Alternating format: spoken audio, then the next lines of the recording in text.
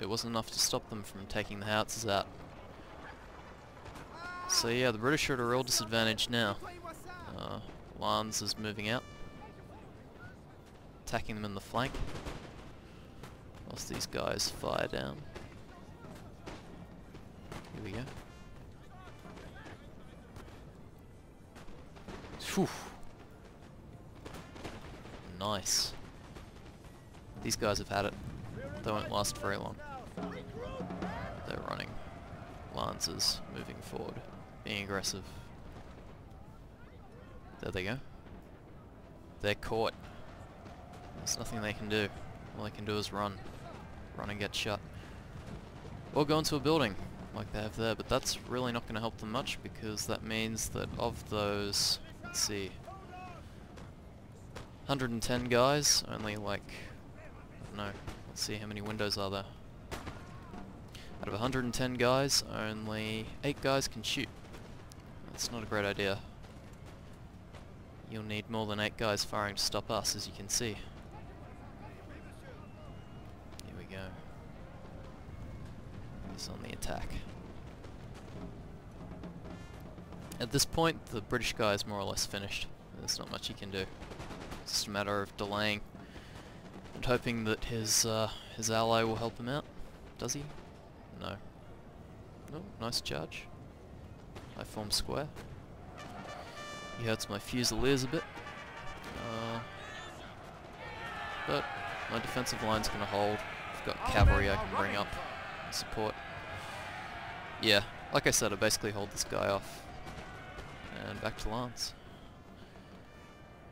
So as you can see, the British are really crumbling here. There's not much that they can do. Lannes could probably attack in melee right now, and the British would probably run. He's chosen to enfilade instead. He's got these guys trapped in the building, and even though he's... oh wait, no, they will probably not survive, because the old guard's in there, and the old guard in this game are insanely good. Look at that. No. Of all the hats in the game, the old guard have the fluffiest hats, so clearly the most dangerous unit. Which they are. Really good at shooting. They cause terror as well, which is really useful when your opponents have lost their general. Makes troops already scared even more scared, which is always good. Oop, here we go. Nice charge by Lannes. Take out the rifles, which of course have done nothing. They've just sort of loosed off a couple of shots, but they really haven't had the decisive impact that a unit of light infantry would have had with their much higher rate of fire. Melee in the house isn't going well for the British. He's taking out the next rifle unit, which also has not been able to do anything against the attack. Let's see. Enfilading fire. This is a little bit of a mistake. Usually better off going for getting deeper into the forest, either to attack or fire at the enemy. At the moment, as you can see, the bullets aren't really going anywhere. It's sort of delaying the defeat of the British. And that's a bit dangerous now. He's flanking. But Lannes has seen that. He's pulling back. So, British guys to attack now. And seeing as his general's dead after Lannes' charge, I don't think that's going to happen. Look at this. More stuff happening in the center. This cavalry have really gone to town. Really taken out the enemy. So yeah, as you can see here, he's formed out a square now. It was a really good tactic by Lannes though, because well, not only did he take out the enemy guns, he forced the enemy into square, makes them more vulnerable to your fire. Only a certain number of guys in the square can fire back, and they're all bunched together, so they're a nice big target. Let's see. So the melee in the house is going really well. That should finish soon. I can't imagine that going in the way of the British. It's got the old guard and no, 2 units of old guard in there. I've got no hope then. Yes. Firefight here is sort of reaching its grisly conclusion.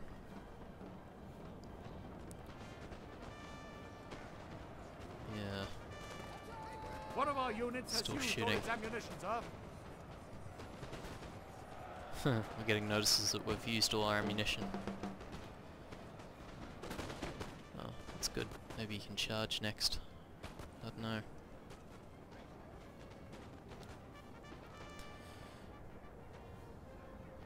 But yeah, despite our aggressive reputation, Lannes has actually been awarded the commander of the middle guard position in the clan, which is awarded to each month to the best defending general for that month.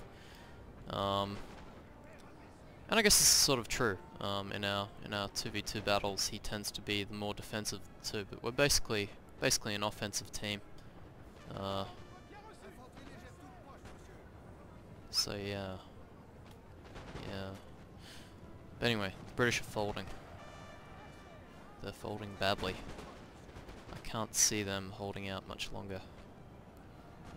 We've got the house. Bit of a firefight here. This is very good use of cover. Yep. As long as they're in there, we can't shoot them. So that's a good use of cover. That'll prolong the fight, so I don't know. If his friend is lucky, he might be able to take me out, but I don't know. It takes more than luck to take out one of our marshals.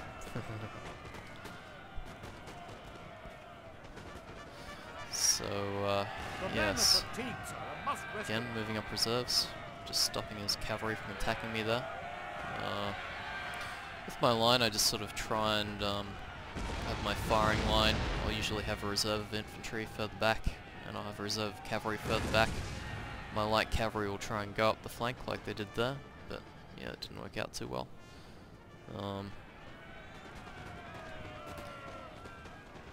But yeah, you can be a bit ambitious with your light cavalry. I think it doesn't really matter if they die, just as long as they disrupt the enemy. Our men are running, sir. The British are pretty much done. They've come out from their forest now. Yeah, that's a really bad idea. Just like planting those stakes. You see, the problem with stakes is that you can deploy them, and they will pin you down into a defensive line. You're sort of stuck there. The other problem is that if he wanted to attack with cavalry, and let's say they went out this way into that forest, and their attack failed, if you wanted them to come back, they've got to come back across these, which is kind of stupid. So I don't know. I only like deploying them at the last second. Our men are running, sir. Before the enemy cavalry can get my riflemen. That is when I take riflemen, which is not often. They're not very good for it. They form square. Their general's in the open. So let's see. Can I really sort of put the nail in the coffin and kill their general? I don't think I do. Can't remember. It's a couple of weeks ago, I think, this battle. Whew. That's not good. That's not good at all. For any of them. Our men are running, sir. Yeah, I don't think I'm going to be able to do this. Still, it's worth a try. I mean, really, at this point of the battle, what can you do? He's got 2 units of Hungarians.